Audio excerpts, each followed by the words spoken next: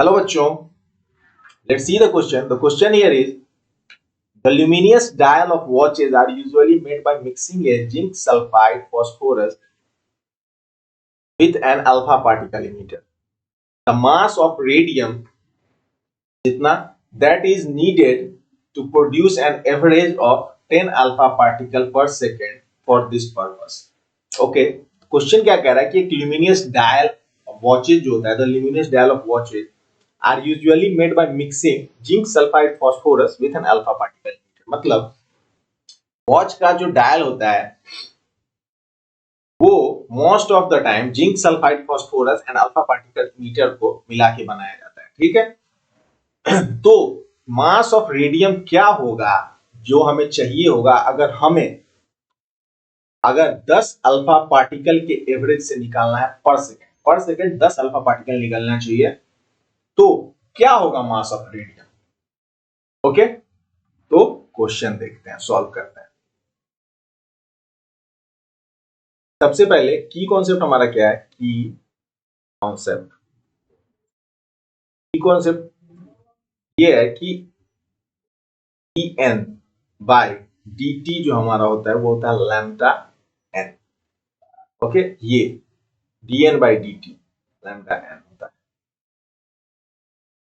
Change by DK और ये number.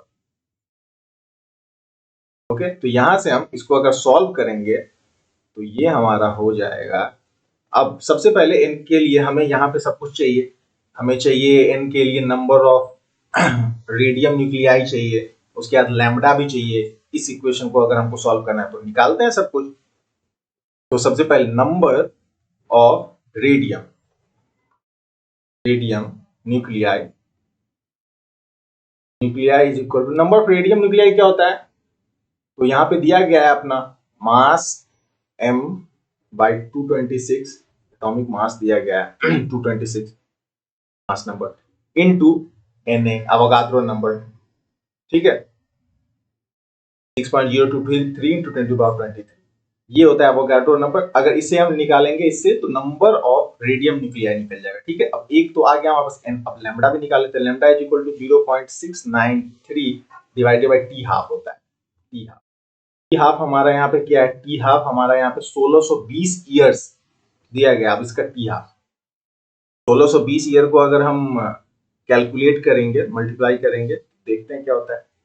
0.693 divided T half. तो टी हाफ जब 1620 इंटू 3.16 इंटू 10⁻7 ये सेकेंड्स. इस सेकेंड की बात हो रही है तो सेकेंड में हमें कन्वर्ट करना होगा. तो सेकेंड्स में अगर हम 1620 ईयर को सेकेंड्स में कन्वर्ट करें तो ये 3.16 इंटू 10⁻7 से मल्टीप्लाई करना होता है. तो ये हमारा आ गया क्या? लैम्डा. अब सेम इक्वेशन को dn बाई dt में डालेंगे, अपनी वैल्यू आ जाएगी. ठीक है, डाल के देखते हैं. तो dn बाई dt की वैल्यू हमारी कितनी थी? dn बाई dt की वैल्यू हमारी थी 10. ये 10 इज इक्वल टू, अगर लैम्डा हमारा क्या था?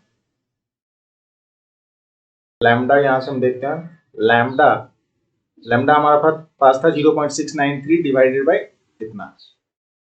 सेम लैम्डा यहां भी लिख लेते हैं. Lambda 0.693 divided bye 1620 power 7.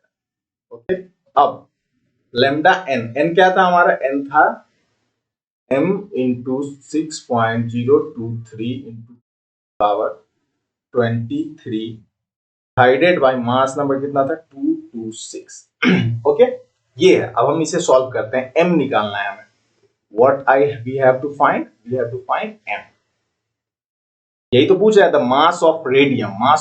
पूछ रहा है तो मास यहां से निकलेगा. तो m is equal to 10 into 20 into 2 3.16 into 10⁻7 divided by power 7 divided by 0.693 into 6.023 into 10 to the power 23.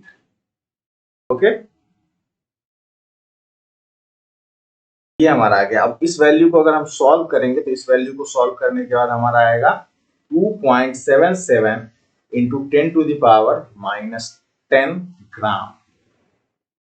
10 gram. अब इसे अगर केजी में चेंज करें तो 2.77 into 10 to the power -13 KG. Okay, ये आ जाएगा हमारा mass 2.77 into 10 to the power -13 KG. इतना मास चाहिए अगर 10 अल्फा पार्टिकल पर सेकेंड हमें निकालना है तो। ठीक है, कौन सा ऑप्शन है? Option 4। Okay, I hope you understood it well. Thank you. Best of luck.